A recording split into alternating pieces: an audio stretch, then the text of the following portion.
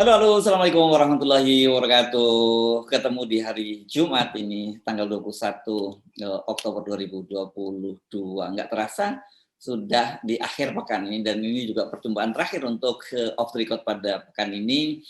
Dan tapi tetap saja kami akan mengajak Anda untuk membaca berita di balik berita dalam program off the record. Masih terus bersama saya, Hifzuna Arif. Dan saya Gibeta, senang sekali menjumpai Anda hari ini pada menjelang akhir pekan dengan sejumlah isu ya Mas Irsu. Ya. Jadi kalau ini tinggal pilih beritanya, saya kira sangat kuat-kuat ya. Mari kita list dulu beritanya, Mbak ya. Kalau dari Jakarta ini mulai ada tanda-tanda gitu ya, yang seperti kita sinyalir itu ada program deanisisasi gitulah di Pemprov DKI, meskipun belum terlihat signifikan, tapi mulai tanda-tandanya sudah mulai terlihat, dan ini rupanya yang dicermati oleh para netizen gitu ya, Mbak Agi ya. Ini berkaitan dengan laporan yang dihidupkan kembali, laporan langsung kembali kota yang kemarin juga kita bahas, yang dihidupkan kembali oleh Pak Heru Budi. Nanti kita obrolin soal ini ya.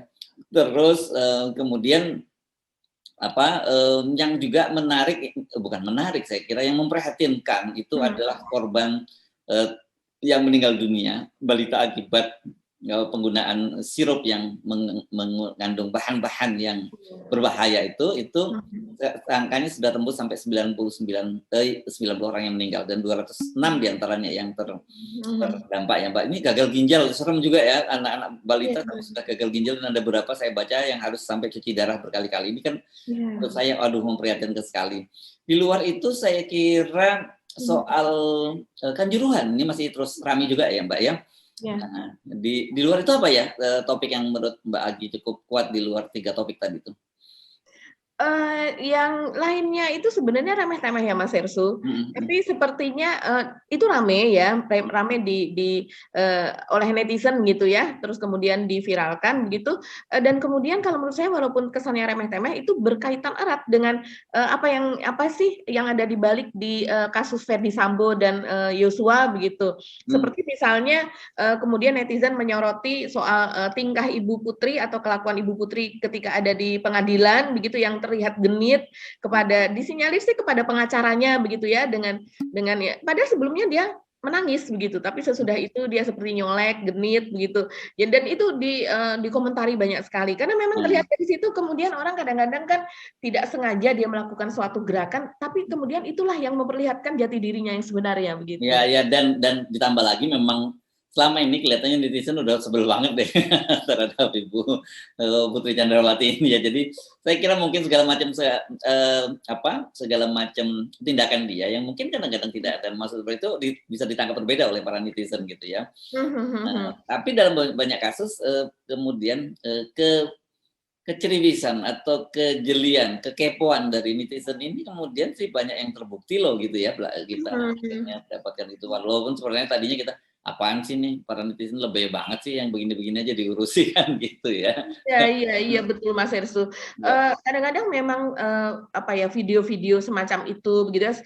Belum lama ini juga viral video yang polisi dari pedalaman itu Mas Hersu, yang kemudian dia marah kepada polisi-polisi yang ada di atas gitu ya, para atasan, para jenderal atau yang ada bertugas di kota begitu, yang mereka melakukan perbuatan-perbuatan yang tercela sehingga membuat nama polisi itu jatuh runtuh begitu. Padahal mereka yang ada di pedalaman itu mereka melakukan tugas yang sangat berat, ada di dalam hutan, mengejar, bahkan ada yang ditugaskan seperti di Sulawesi kan ada yang ditugaskan mengejar teroris gitu ya selama berbulan-bulan dan sebagainya. Itu viral sekali Mas Hersu, dan kita terenyuh melihatnya. Ya. Buat polisi-polisi yang sering menghancurkan nama baik polisi, kau lihat yang di sini mereka kehujanan kayak gitu.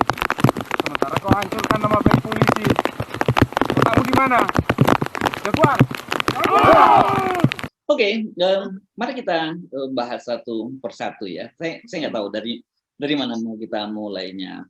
Apakah dari Jakarta atau dari soal Kanjuruhan ini, yang karena Kanjuruhan ini juga masih sangat isunya masih terus bergulir, apalagi sekarang sudah berlangsung pemeriksaan dan juga rekonstruksi ya peristiwa gitu, Mbak. Nah, silakan kalau sepertinya di Jakarta menarik nih Mas Hersu, kita dari Jakarta dulu Jakarta nih. Dulu ya, Jakarta ya. Apa yang terjadi di DKI ya, Mbak ya? Iya. Nah, oke. mulai dari mana nih?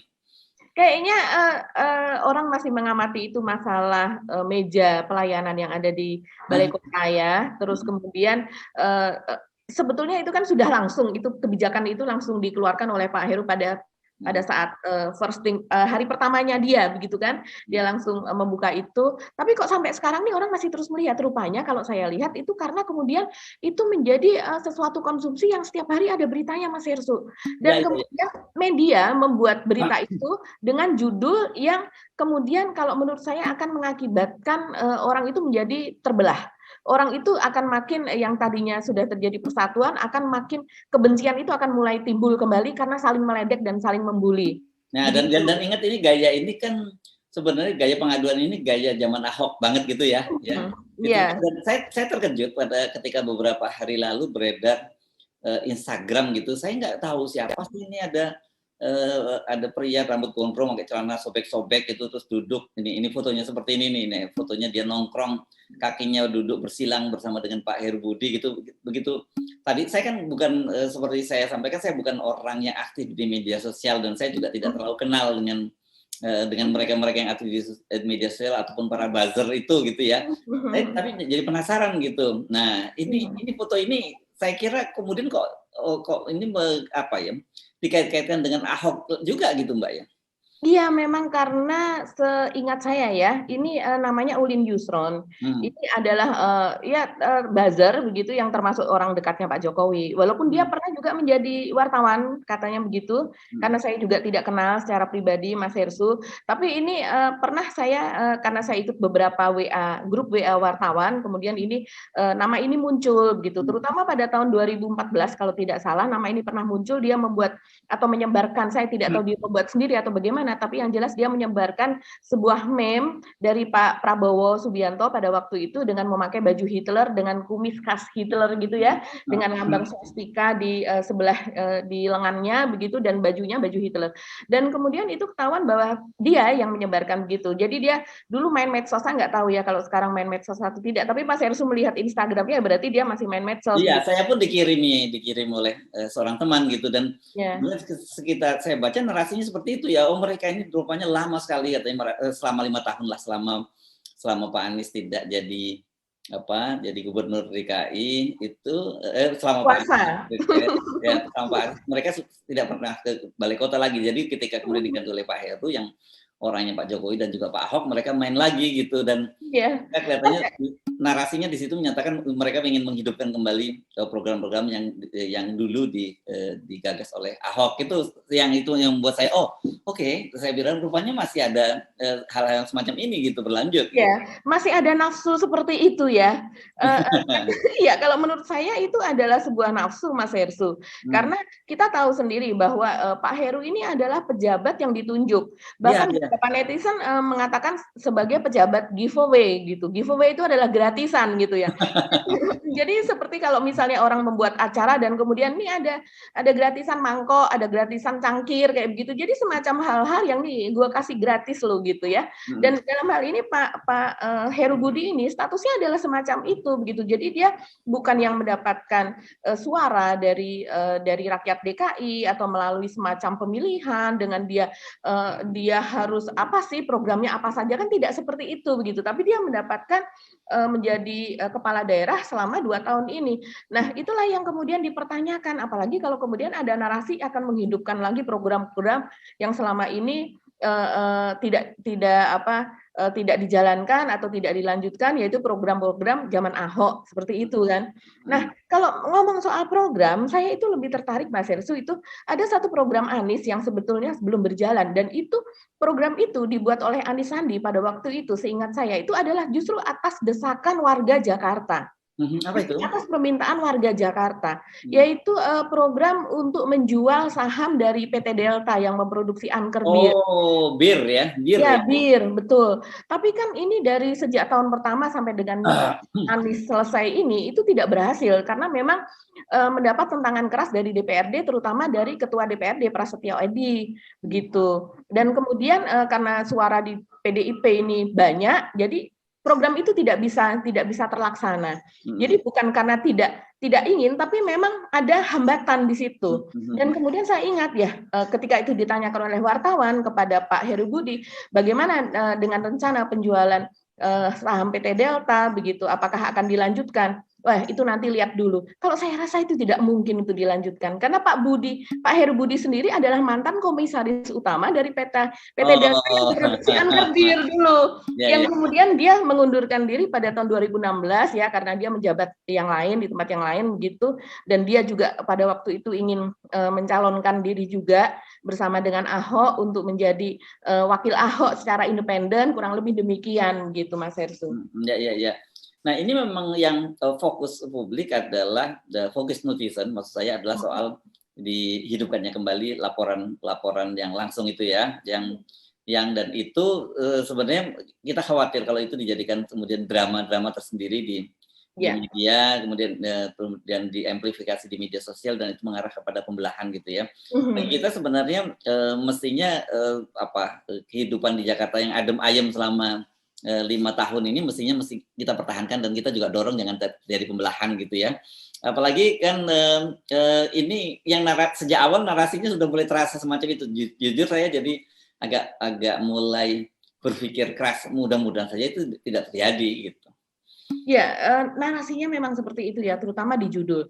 Tapi dan saya melihat ya, misalnya teman-teman wartawan, media begitu, mereka memang buat judul itu kan untuk supaya engagement-nya besar begitu ya antara lah yang disebutnya. Ya, betul. Jadi kalau di dalam internet itu SEO-nya begitulah ya. Mereka dengan memakai itu dengan judul yang bombastis atau judul yang itu menarik begitu bagi sebagian kalangan dan itu menarik orang untuk membaca begitu. Seperti misalnya ada seorang ibu yang di Bambu Apus menginginkan supaya ada peninjauan lahan terhadapnya yang sejak tahun 2019 apa katanya itu sudah dilaporkan dan sampai sekarang belum selesai.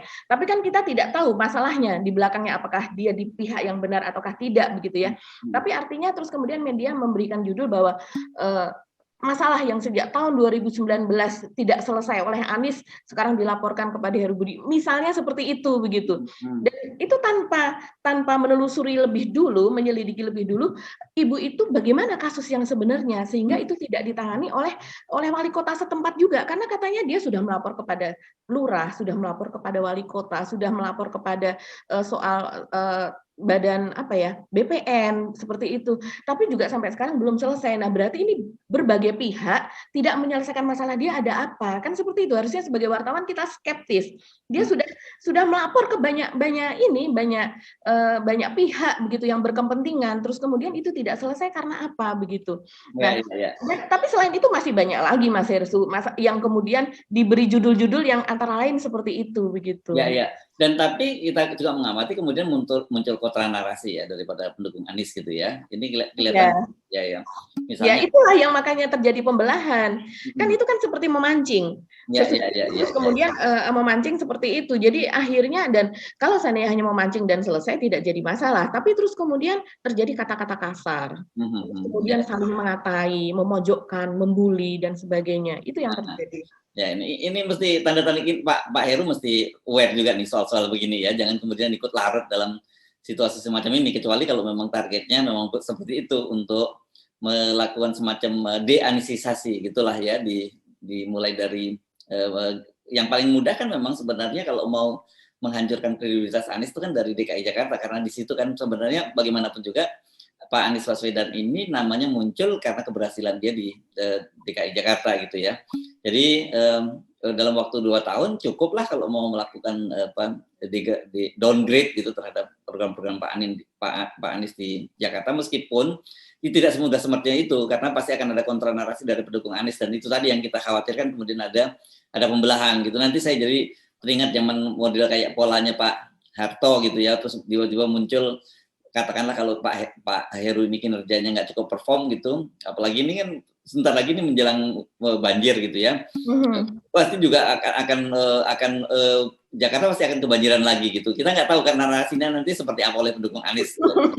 Kan Iya, memang ini terus kemudian banyak sekali reaksi, terutama dari para anak muda ya Mas Hersu. Mereka mengatakan seperti sudah dibikinin oleh milenial begitu kan. Saya tidak tahu sejarahnya, apakah Jaki yaitu Jakarta Kini aplikasi yang digunakan itu dibuat oleh milenial atau bagaimana. Tapi mereka mengatakan begitu, dibikin oleh milenial, anak-anak muda begitu untuk mempermudah warga Jakarta untuk mengadu. Kenapa itu tidak lebih difungsikan lagi? Dan kemudian ada juga yang mengatakan sekarang itu zamannya banyak penyakit, COVID aja masih ada yang meninggal terus setiap hari. Kenapa membuat kerumunan di balai kota? Sesuatu yang dihindari pada masa kini, di mana ada misalnya cacar monyet, ada ini, ada itu, dan sebagainya. Orang bukan berarti orang tidak boleh bersosialisasi, tapi artinya kalau seandainya bisa dibuat itu secara modern dan kemudian secara daring, itu lebih baik dilakukan seperti itu. Toh akhirnya orang yang bertugas itu juga dari wilayah masing-masing, ketika dia bertugas beberapa jam di sana mengumpulkan dokumen, kemudian dibawa lagi ke wilayahnya sendiri begitu. Yang seharusnya bisa aplikasi itu semua bisa difoto, dikirim dengan secepat kilat by Jaki. Dan kemudian juga banyak juga Mas Hersu yang kemudian memperlihatkan, ada yang menanyakan apakah Jaki itu berfungsi apa? Loh, kamu warga Jakarta atau bukan? Ini contoh saya. Jadi kemudian ada seorang warga yang rupanya itu dia selalu mengadukan Mas Hersu. Dari mulai soal listrik, dari mulai ada jalan kejeblos apa dan sebagainya gitu, dia adukan. Jadi ada sekitar 5 atau 6 itu aduan Jaki. Jadi rupanya kalau kita mengadu kepada Jaki itu kita dapat nomor ya, dapat nomor aduan, kemudian dapat respon yang seperti apa. Dia buktikan seperti itu. Saya sendiri juga ya belum pernah karena saya tidak mengunduh aplikasi itu dan saya bekerja di Jakarta tapi kan tinggal saya tidak di Jakarta begitu. Iya. Nanti jangan-jangan muncul lagi di bis kalau Pak Harto kan munculnya di belakang truk. Enak zamanku toh, enak zamanku toh gitu. ini ya sebenarnya kayak gini ini kita nggak menginginkan lah ya situasi semacam ini ya. Kemudian yang mengarah pada pembelahan. Harusnya Pak Heru juga fokus pada soal ya, bagaimana dia meneruskan pembangunan di Jakarta. Nggak usah mikir macam-macam deh. Karena seperti Anda bilang tadi kan dia dapat jabatannya sebagai giveaway, itu nanti Anda akan dikenang sangat buruk kalau Anda malah mengubah-ubah kinerja yang sudah bagus dengan tujuan hanya untuk mendowngrade Pak Anies Baswedan. Ini kan nggak sehat ya, cara berpolitik semacam ini nggak sehat lah ya Mbak. Walaupun orang tahu bahwa Pak Heru ini adalah orang yang sangat dekat dengan Ahok dan Pak Jokowi gitu. Iya, sangat-sangat dekat dan dia merupakan sepertinya wajah lain dari Pak Ahok dan Pak Jokowi begitu ya. Karena memang betul apa yang dilakukan sangat mirip. Atau Little Ahok atau mungkin gitu ya kita sebutnya. Iya, Little Ahok mungkin. Ya seperti misalnya yang baru-baru ini dia mengatakan bahwa untuk mengatasi masalah sampah dia akan apakah itu bisa juga untuk memakai drone begitu katanya kan. Jadi pengawasannya jadi dilihat siapa orang yang membuang sampah di kali dengan memakai misalnya di kali atau buang sampah sembarangan di mana begitu kemudian tertangkap terekam oleh drone gitu. Kalau saya melihatnya aduh drone dan ini ada yang mengoperasikan tentunya, terus kemudian biayanya juga mahal, terus kemudian juga drone ini juga ada masa penurunannya begitu kan. Dan ini sesuatu yang apakah dia tidak tahu bahwa di Jakarta ini sudah banyak CCTV begitu. Bahkan ada sebuah ruangan di Jakarta ya pasti tahulah itu seharusnya. CCTV itu bisa sangat difungsikan untuk semua ya, bahkan untuk kebakaran, untuk banjir dan sebagainya. Saya lihat bagaimana orang-orang pada saat ini misalnya musim banjir seperti ini, maka ada sebuah ruangan begitu yang banyak sekali layar di situ memantau semua keadaan semua daerah begitu Mas Hersu. Kita ingat pada waktu dulu juga ada kejadian novel, mungkin itu masih di zaman Pak Ahok atau siapa ya, sudah lama kan ya, novel disiram segala itu kan juga salah satu alat buktinya ada dari CCTV yang dimiliki oleh Pemda DKI yang memang dipasang menuju ke rumah, ke daerah dia, ke komplek dia. Yang di DKI ini sudah cukup modern, bahkan Pak Anies aja banyak juga meneruskan dari yang sebelumnya seperti CCTV di zaman sebelumnya ada berapa, kemudian ditambah lagi menjadi jauh lebih banyak. Itu adalah salah satu ciri-ciri kota modern di mana setiap sudutnya ada CCTV, bahkan sekarang ada tilang itu baik otomatis kan di jalan itu sudah ada rekamannya. Jadi suatu saat kita mengurus surat-surat mobil kita akan ketahuan bahwa kita itu berapa kali kita seharusnya ditilang dan kemudian kita di-charge lah atau dimintai biaya di situ.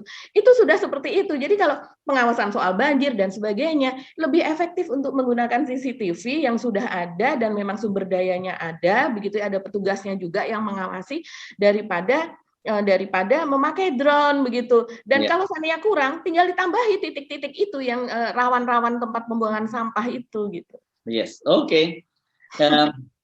Kita tinggalkan Jakarta ya, Mbak Pagi. Kemana? Kita mau ke Kanjuruhan dulu ya, atau Ya. gimana? Oke. Ini menarik ya, karena seperti saya sebut tadi,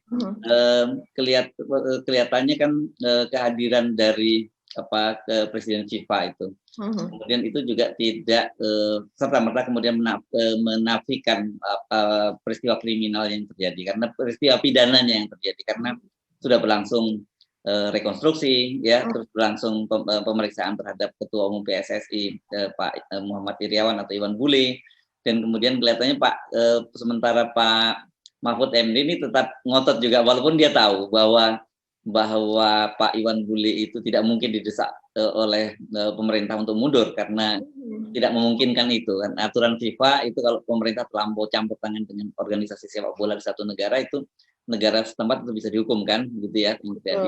Tapi kalau bahasanya Pak Mahfud MD ini jelas, dia misalnya memberikan clue bahwa Pak ini bisa kena tanggung jawab secara pidana, dia bisa dikenakan, dan kemudian dia juga mendorong agar dilaksanakan munaslup oleh PSSI agar dan Pak Iwan Bule ini segera mundur gitu. Jadi saya jadi teringat lagi dalam kasus Ferdy Sambo ya, Mbak ya, Pak Mahfud ini kan terlalu mengulik clue gitu, dan sebenarnya itu kita tahu maksudnya Pak Mahfud MD ini supaya digoreng oleh media massa untuk jadi percakapan publik. Dengan begitu kemudian didorong Pak Iwan Bule dan pengurus PSSI untuk mundur. Dengan begitu pemerintah nggak salah gitu, karena bukan pemerintah yang dorong pengurus PSSI mundur, tapi publik. Sama dengan juga kasus Sambo pada waktu itu kan. Bukan Pak Mahfud sebagai Menko Polhukam dan juga Ketua Kompolnas, tapi netizen yang mendorong agar kasus juga terus. Jadi ini saya kira menarik ini kasusnya, dan sebenarnya kita sudah bisa punya gambaran bahwa TGIPF itu secara menginginkan agar Pak Iwan Bule dan pengurus PSSI lainnya itu mundur, dan juga mereka bisa dikenakan tanggung jawab pidana dalam kasus Kanjuruhan itu gitu. Iya, saya rasa itu adalah taktik atau caranya Pak Mahfud begitu ya. Ya. Cara yang mulai hafal kok kita dengan gaya Pak Mahfud. Jadi kita sepakat dengan beliau. Pak Mahfud terang ya, kita dukung yang ini. Jadi Pak Mahfud itu sebagai pengumpan bola, dan kemudian publik, dan media itu yang ngegulin gitu ya. Dan saya rasa itu efektif begitu, karena kemudian juga ditangkap. Dan publik itu peka begitu ya terhadap apa yang dikatakan oleh Pak Mahfud, dan itu kemudian menjadi pembicaraan ya Mas Hersu, karena buktinya kemarin pada waktu Pak Iwan Bule itu tidak datang pada hari ketika dia harusnya diperiksa itu, dan kemudian kan ramai sekali itu begitu, dan sampai Ibu Susi pun juga mengomentari, apalagi kemudian dia main bola dan sebagainya gitu. Apa kata Bu Susi ya, semacam shame on you atau semacam itulah begitu, karena di situ terlihat dia tertawa-tawa, Presiden FIFA tertawa-tawa, betapa tidak etis begitu ya, bukan punya kepekaan sama sekali. Ya, bukan soal hukum tapi adalah soal etika begitu. Dan kemudian untuk soal ini juga Pak Mahfud sepertinya memang mendorong agar ini mendapatkan sanksi pidana begitu ya, yang siapapun yang kemudian dia itu pantas untuk mendapatkan sanksi pidana, itu dia harus disanksi secara pidana, karena ini merupakan tragedi yang sangat menyedihkan dan sangat besar begitu ya, magnitude-nya itu sangat besar sekali, impact-nya itu sangat besar sekali. Dan kemudian mungkin yang terjadi sejauh ini dengan Pak Mahfud melihat kenyataan bahwa terjadi penghilangan CCTV selama 3 jam, terus kemudian juga kalau TGIPF kan menyebutkan korban itu sebelumnya sudah 132 dan sekarang sudah 133. Tapi dari polisi kan sebelumnya itu 125 dan nggak naik-naik. Dan kemudian setelah sekarang mereka jarang sekali menyebutkan. Jadi apakah mereka mengikuti yang hitungan 133 atau tidak, saya juga tidak tahu begitu. Tapi artinya masih ada semacam denial dari polisi begitu, Mas Hersu. Dan kemarin ada rekonstruksi kan? Lapangan Mapolda, dan kemudian dari situ juga ternyata memang ada adegan menembakkan air gitu ya, yang itu diibaratkan adalah menembakkan gas air mata. Tapi ternyata hanya ditembakkan ke bagian lapangan dan ke sisi-sisi saja, tidak ditembakkan ke bagian tribun, seolah-olah demikian begitu. Kan seharusnya tetap aja ada adegan itu, karena kenyataannya memang ditembakkan ke arah tribun, tapi tidak ada dalam rekonstruksi itu yang penembakan gas air mata ke arah tribun. Dan kemudian inilah yang kemudian menjadi ramai lagi, dipertanyakan, bagaimana mungkin gitu. Terus mereka lari-lari karena apa? Mereka injak-injakan karena apa? Mata mereka memerah menghitam karena apa? Mereka bahkan wajahnya gosong, kemudian tidak bisa bernafas karena apa? Kalau bukan karena gas air mata gitu. Ya, dan ini kan jadi menarik ya. Ini orang kemudian melihat kok ada pola yang sama dengan Sambo kan gitu. Sambo kan juga tetap menyatakan dia waktu itu dipersoalkan juga ketika rekonstruksi, dia tidak ada adegan dia menembak di kepala Yosua yang, tapi kemudian ternyata kita tahu pada waktu itu kalau polisi tetap bersikeras bahwa itu penyidik bersikeras ada penembakan itu. Dan waktu itu ketika ditanyakan apakah mengapa tidak ada penembakan itu, ya waktu itu ketua tim penyidiknya Pak Brigjen Andirian yang sekarang sudah jadi Kapolda promosi, itu dia menyatakan ya namanya tersangka itu punya hak tolak untuk melakukan hak ingkar gitu. Jadi tapi nanti tergantung keyakinan hakim dan bagaimana di konstruksi peristiwanya. Itu yang kita khawatirkan, karena kan bagaimanapun juga hakim itu berdasarkan dari konstruksi hukum yang disodorkan mulai dari BAP polisi dan kemudian dituangkan dalam dakwaan oleh jaksa gitu. Kalau itu lemah itu ya sangat berat. Nih kita lihat di sini masih agak berat loh kelihatannya dalam kasus Sambo itu, karena kalau kita ikuti, kita simak kan tetap saja itu diadu antara pengakuan Richard Eliezer dengan Ferdy Sambo berhadapan dengan Kuat Ma'ruf dan Ricky Rizal. Dalam kasus ini Ricky Rizal itu ngambil posisi yang dalam tanda petik abstain, yang dia menyebutkan bahwa dia tidak melihat ketika ada penembakan itu kan gitu. Nah, sama seperti dalam kasus Kanjuruhan ini juga, kalau saya tadi salah baca ada penjelasan dari Kepala Divisi Propam, Kepala Divisi Humas Mabes Polri Pak Dedi Prasetyo, yang juga menyatakan bahwa ya memang itu mereka punya hak ingkar, tapi penyidik itu kan punya alat bukti lain untuk melakukan itu. Tapi kenapa terjadi pola yang sama gitu ya? Ini lebih parah lagi kalau dalam kasus Sambo itu kan memang betul-betul hilang, CCTV-nya dirusak gitu ya. Tapi kalau di Kanjuruhan ini walaupun dihilangkan di lobi itu 3 jam, tetapi kan seluruh mata dunia sudah melihat dari video-video yang beredar yang diambil oleh para supporter yang hadir. Bahkan salah satu yang menjadi saksi video kunci itu adalah video yang diambil oleh seorang korban yang kemudian meninggal dunia itu kan. Jadi saya agak bingung juga ya kenapa masih melakukan denial semacam ini ya. Kenapa? Karena seluruh dunia, ini bukan hanya mata warga di Indonesia. Kita bahas kan media-media seperti New York Times, Washington Post, Al Jazeera dan sebagainya sudah melakukan rekonstruksi. Media-media di dalam negeri juga melakukan rekonstruksi dan mereka punya video-videonya itu. Jadi menurut saya ini gimana ya, ini orang seperti bersembunyi di balik ilalang gitu, yang di balik sebatang ilalang gitu, yang sebenarnya orang juga tahu gitu bahwa lu nggak bisa bersembunyi, tapi tetap aja mereka mau coba bersembunyi. Iya, itu seperti kalau saya ingat gitu ya, dari kejadian saya pribadi itu seperti anak yang masih kecil, Mas Hersu. Ketika dia bersembunyi di belakang korden, kepalanya saja yang disembunyikan, kemudian bilang, nggak kelihatan kan, gitu. Itu anak kecil begitu. Jadi menurut dia sudah tidak kelihatan, maka seluruh dunia, orang sekelilingnya itu tidak akan bisa melihat dia, begitu. Jadi ini karena yang pertama, yaitu masih entah ya, kita itu memiliki, mohon maaf ini, kita IQ-nya katanya kan 78, sekian gitu. Rata-rata begitu di Asia nomor 10 dari 11, hanya di atasnya Timor Leste. Artinya kalau rata-rata sekian, artinya setengah dari penduduk Indonesia itu ada di bawah 78 IQ-nya. Karena rata-ratanya saja segitu, Mas Hersu. Gitu. Ini kan cara berpikir semacam itu memperlihatkan kita IQ kita memang rendah sekali, begitu loh.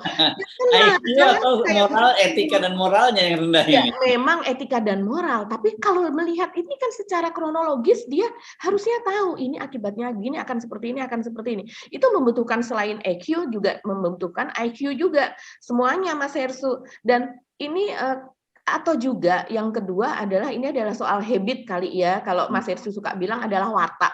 watak yang sudah terbentuk. Jadi watak nggak bisa cepat disembuhkan atau Nggak bisa dihilangkan. disembuhkan kalau watak. Kalau watuk itu batuk bisa disembuhkan. Ya, watak dan watuk. Kalau watuk bisa cepat sembuh.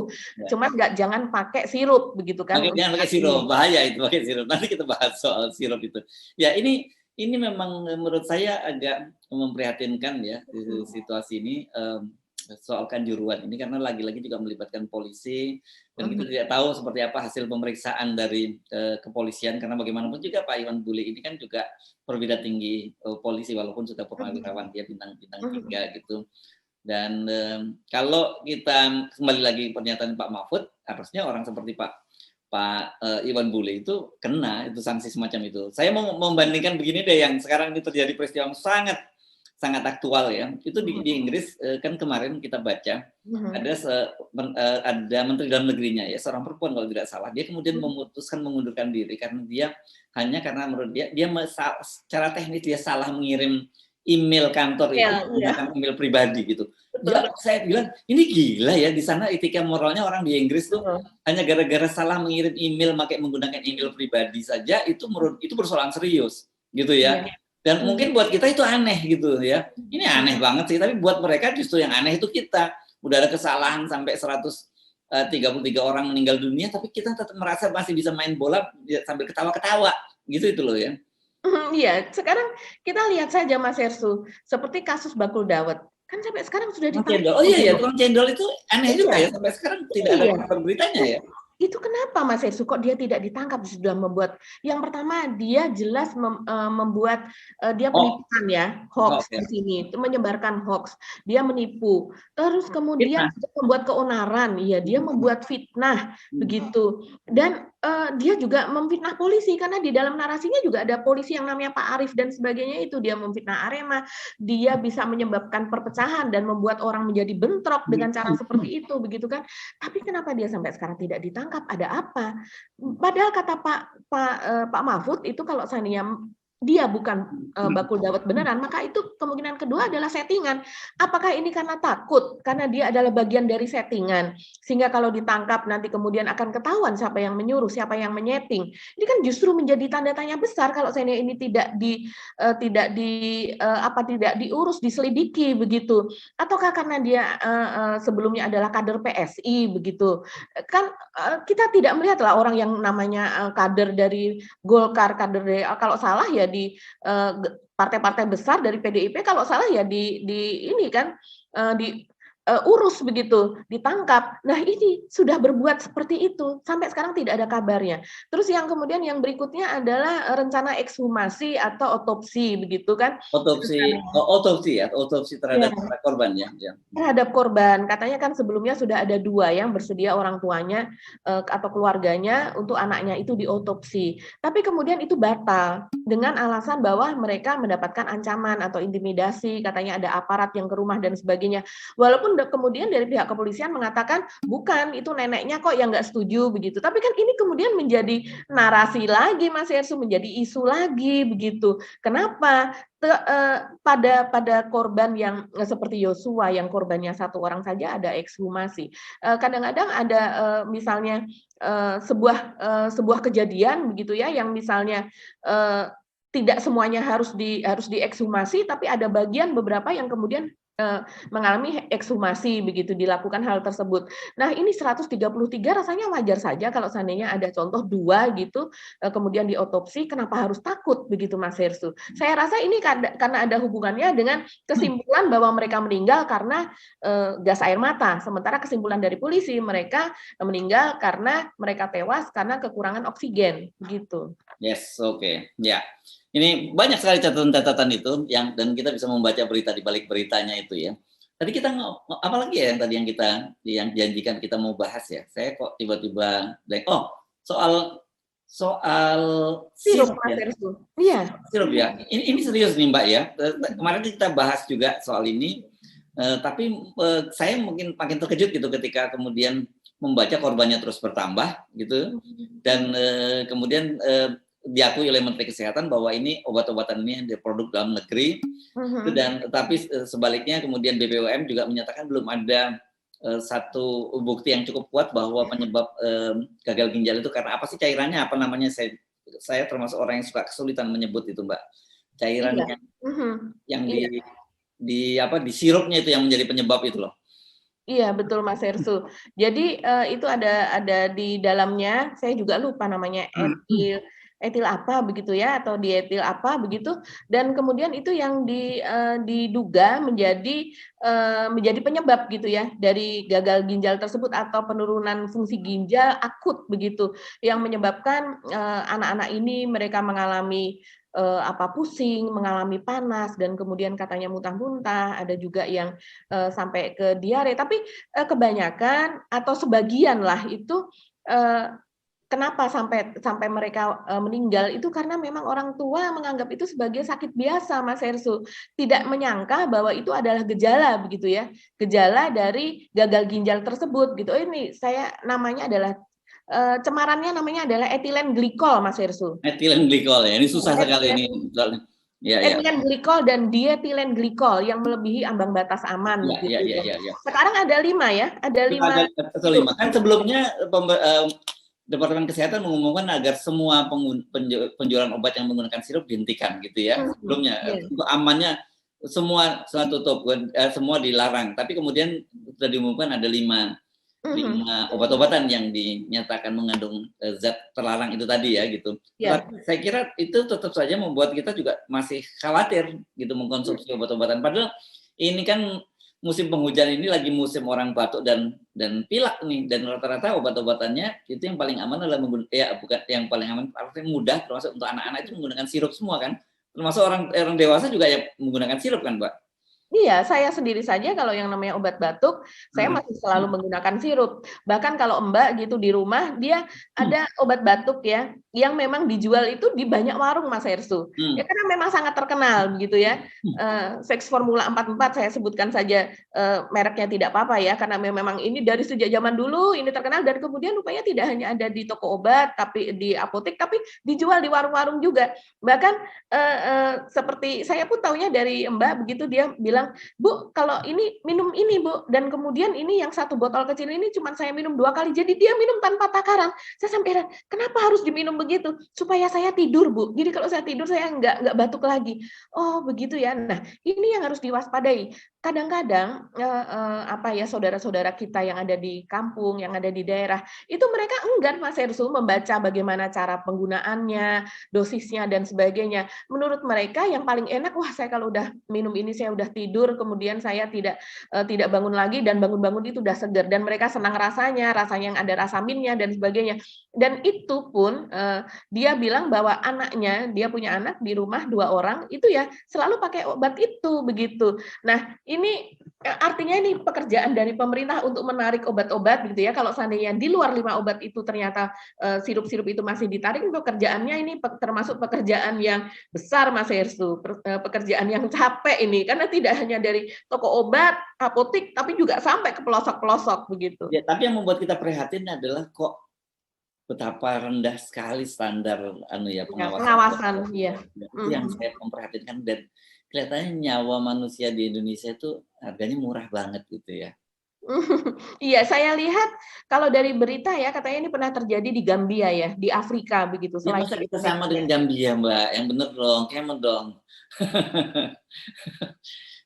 Ya, dan ya gimana ya, kita kadang suka speechless ya untuk hal-hal seperti ini. Artinya ini kan kalau itu sebagai kandungan dari bagian dari cairan tersebut yang dimasukkan ke dalam cairan tersebut, artinya kan ini memang umum untuk dipakai begitu. Tapi barangkali ini seperti zat pengawet yang masih aman pada ambang batas tertentu, tapi kemudian menjadi sangat berbahaya, mengganggu fungsi ginjal, bahkan membuat ginjal itu gagal untuk berfungsi apabila itu sudah di atas ambang batas. Nah, itu berarti pengawasannya nih untuk ambang batas tersebut. Biasanya Mas Hersu kalau di sebuah tempat produksi, misalnya kosmetik, obat dan sebagainya, setahu saya ya, itu kan diambil secara acak sebagai sampel kan untuk quality control. Nah, ini quality control itu apakah tidak dilakukan secara acak lagi hal seperti itu begitu, sehingga terjadi hal yang sangat memprihatinkan ini, baru kemudian ribut begitu ya, baru kemudian bingung. Ya, Oke, jadi ibu-ibu, bapak-bapak, jadi kayak gitu, hati-hati ya, tolong terus ikuti terus update dan informasi dari pemerintah tentang penggunaan obat-obat ini, apalagi karena sekarang ini lagi musim penyakit batuk dan pilek gitu, jangan sembarangan membeli obat lagi karena nanti kita berharap sembuh dari pilek dan batuk, tapi ternyata malah kena ginjal gitu. Dan tadi saya kan baca bagaimana ada balita yang sampai harus cuci darah sampai 7 kali gitu ya. Itu kan saya bisa membayangkan betapa dampaknya dan kemudian dia harus meninggal dunia. Ini betul-betul menurut saya ini tragedi kemanusiaan juga yang terjadi di kita. Iya. Dan kemudian kita bantulah pemerintah ini ya dalam hal ini kita bantu untuk menyebarkan informasi ini. Jadi status-status dari media sosial kita jangan hanya soal keterbelahan lah, jangan hanya saling untuk menuliskan narasi-narasi membuli, memojokkan saja bisa. Masa hal seperti ini tidak kita sampaikan begitu? Ya, oke, Mbak Agi, tadi Anda singgung soal Sambo dan soal Ibu Putri ya. Kita masih punya waktu deh kelihatannya untuk ngobrolin soal Putri Sambo ini. Saya sendiri jujur nggak terlalu mengikuti, tapi mak-mak saya lihat seru kalau membahas soal Putri Sambo ini. Kadang-kadang saya senyum-senyum sendiri sih, ngikutin perbincangan di WhatsApp grup tentang Ibu Putri Sambo ini. Iya, jadi Ibu Putri Sambo ini kan selama ini orang sepertinya agak sulit untuk menafsirkan seperti apa sih orangnya begitu. Karena sepertinya tertutup banget gitu ya Mas Hersu. Bahkan selama di pengadilan maksudnya tertutup tuh dia memang tidak memiliki media sosial juga, jadi dia tidak punya Instagram, dia tidak punya seperti Twitter apalagi ya, Facebook juga tidak ada begitu. Jadi orang kan tidak bisa melihat dia ini siapa begitu. Dan kemudian setelah ada kasus ini pun dia juga tidak membuka diri selama sekian bulan, bahkan hanya sekali dia muncul di Makobrimob itu, dan sekarang ketika dia muncul di pengadilan itu pun juga maskernya kan selalu ditutup, dia tidak mau maskernya dibuka begitu. Tapi memang ada foto nih seperti ini, mungkin pada saat jeda ya, itu diambil oleh pengunjung sidang ataukah oleh siapa saya tidak tahu, tapi itu ada di medsos begitu. Dari situ kita bisa melihat dari samping profilnya seperti itu. Walaupun sebenarnya wajah Ibu Putri ini sudah banyak Ibu Putri zaman dulu berapa tahun yang lalu, sekarang sudah ada begitu ya. Dan kemudian dan terutama videonya hanya ada beberapa begitu yang ketika dia berbicara dan sebagainya, dan juga yang kemarin ini yang tertangkap itu saya tidak tahu siapa yang mengambil, tapi kemudian itu viral Mas Hersu, ada di banyak akun ya, akun-akun selain akun-akun gosip gitu, juga ada di berita mainstream begitu, dan di situ terlihat body language-nya dari Ibu Putri tersebut. Jadi kalau saya menduga itu terjadi pada saat jeda di pengadilan gitu, entah penyampaian dakwaan atau perdana kelihatannya ya, sidang kalau lihat pakaiannya dikenakan sidang perdana ya. Sidang perdana, iya, yang berpakai baju putih, dan kemudian dia dirubung karena pada saat itu kalau tidak pada saat jeda tidak mungkin dia dirubung oleh para pengacaranya. Jadi dia dirubung oleh pengacaranya dalam posisi dia duduk, dan kemudian dia seperti dia menoel gitu ya, gitu, dan kemudian dengan body language itu. Nah, itulah yang kemudian ditangkap. Tahu sendiri netizen 62 itu kan seperti apa Mas Hersu. Dan itu itu dikomentari seperti itu. Jadi seperti itu ya ke Yosua begitu. Jadi kan ketahuan kan gitu. Kalau sepertinya kalau Yosua yang noel Ibu Putri kan sepertinya tidak mungkin gitu. Tapi kalau Ibu Putri yang noel ke Yosua dengan cara seperti itu, nah itulah yang paling memungkinkan. Begitu. Ampun deh. Karena memang fakta hukumnya sampai sekarang persidangan itu tetap mereka kekeh menyatakan bahwa itu terjadi pelecehan seksual yang dilakukan oleh Yosua ya. Dari kesaksian yang disampaikan oleh Kuat Ma'ruf, kemudian juga terutama Kuat Ma'ruf dan kemudian juga dari pengakuan Ferdy Sambo, dan tentu saja Ibu Putri Chandrawati sendiri juga sampai sekarang masih tetap mereka bersikukuh gitu, dan kekeh gitu. Dua hal yang berbeda. Kadang-kadang bersikukuh sama kekeh. Mereka tetap bersikukuh bahwa penyebab pembunuhan terhadap Brigadir Yosua ini karena harga diri dari Ferdy Sambo yang terlukai gitu ya. Itu yang kalau kita lihat kita simak dari dakwaan yang disampaikan oleh jaksa di berbagai Iya, persidangan. dan itu dibantah keras oleh pengacara dari Yosua ya, baik itu oleh Martin Simanjuntak yang mengatakan pada sebuah acara televisi, dia dengan tegas mengatakan bahwa mohon maaf Saudara Febriansah, bahwa saat ini Anda masih berada di dalam masa kegelapan begitu, maksudnya masih belum clear begitu ya masalahnya begitu, dan kalau Ya, dan tapi kan persoalannya nih, Yosua-nya orang udah meninggal dunia, iya jadi betul, tidak bisa membela sekarang kan diri. satu-satunya yang bisa dipegang omongannya Ibu Putri Chandrawati kan, jadi repot juga kan gitu. Orang kemudian menggunakan common sense saja sih. Gitu Ya, ya. betul, menggunakan common sense, relasi kuasa. Secara relasi kuasa ya jelas Ibu Putri begitu yang lebih berkuasa. Ya. Dan kemudian juga dikatakan secara usia. Mohon maaf seperti Martin Simanjuntak mengatakan, masa sih yang melakukan itu adalah adalah Yosua begitu. Mohon maaf Ibu Putri itu sudah tua loh ya begitu. Yang kurang lebih dia mengatakan demikian. Bahkan kalau Kamarudin Simanjuntak itu lebih tegas lagi Mas Hersu, itu bukan Yosua yang mau memperkosa, tapi Ibu Putri yang ingin diperkosa begitu. Tapi Yosuanya tidak mau atau tidak bisa begitu. Karena memang saya rasa wajar juga kalau pengacara Yosua menolak dan mengatakan begitu dengan tegas, karena ini memang hendak disodorkan skenario seperti itu, Mas Hersu, dan itu berkali-kali dan itu sudah sangat jelas di dalam BAP yang dibacakan. Itulah yang terjadi, bahkan mohon maaf lokasi raba-rabaannya dan segalanya itu ditulis dengan begitu detail, begitu lengkap begitu. Ya. Oke, ini memang jujur saja ini sangat tergantung bagaimana keyakinan hakim nantinya ya. Kalau kita lihat konstruksi hukumnya dalam persidangan Ferdy Sambo itu, ya mudah-mudahan saja ini hakimnya nggak masuk angin gitu ya. Mudah-mudahan hakimnya dia tetap tegak dengan menyuarakan kebenaran gitu, walaupun saya yakin ini tarik menariknya besar sekali nih para hakimnya ini juga ya. Ya, kita berharap hakimnya tidak termakan oleh sandiwara para terdakwa ini ya, karena ya, kalau sandiwara aja nggak apa-apa, tapi kalau ada pengaruh di luar sandiwara itu, di luar faktor eksternal itu kan ya kita sama-sama tahu Mbak ya. Iya. Agak ini yang saya kira betul. Dia sangat Iya. Ya, Mas Hersu ada adegan lagi yang lucu kalau Mas Hersu ingat, itu kan Ferdy Sambo menangis. Dia kan sudah berkali-kali menangis, tapi ada lagi satu adegan itu yang juga dilihat gitu dengan sangat detail gitu ya oleh mata netizen itu, yaitu pada saat Ibu Putri melirik-melirik dulu begitu sebelum menangis untuk mencari kamera, di manakah letak kamera?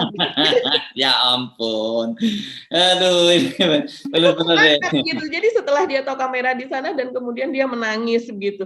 Walaupun saya rasa itu adalah semacam dugaan, tapi kalau melihat kesinambungannya dia sehabis dia melirik-melirik begitu terus kemudian dia terlihat menangis ya mungkin ada juga karena memang dia ini drama banget sih kok. Seolah Ibu Putri ini jadi aktris besar gitu yang bisa bermain watak semacam itu. Iya, kenyataannya orang jadi curiga seperti itu ya. Karena selama ini kan dia di asesmen aja kan juga nggak kena Mas Hersu untuk diangkat ya. Ya. Rentetan itu yang membuat para netizen kemudian jadi selalu apapun yang dilakukan oleh Ibu Putri dan juga Pak Ferdy Sambo ini dicurigai gitu ya. Karena ya itu memang nggak salah juga, karena seperti kita ketahui kan dia bisa membuat skenario besar semacam itu gitu ya, dan kemudian orang teringat itu kesalahan besar yang kita sebut sekali lancung ke ujian seumur tidak akan dipercaya gitu ya. Iya, public distrust. Iya. Relasi antara anak gembala kecil dan serigalanya Mas Hersu. Oke, baik, terima kasih Mbak Agi ya. Kita masih akhir perbincangan dan kita ketemu lagi di hari Senin ya, Mbak Agi ya. Ya. Baik, terima kasih. Sekali lagi terima kasih atas dukungan Anda, doa-doa Anda terhadap kami berdua, dan juga supportnya selalu terus-menerus. Terima kasih, dan juga doa yang terbaik yang sama yang kami tujukan juga buat Anda, para viewer dari Off the Record dan FNN. Saya Hersu Arif. Dan saya Gebeta, terima kasih atas perhatian Anda. Tetap salam 0%. Wassalamualaikum warahmatullahi wabarakatuh.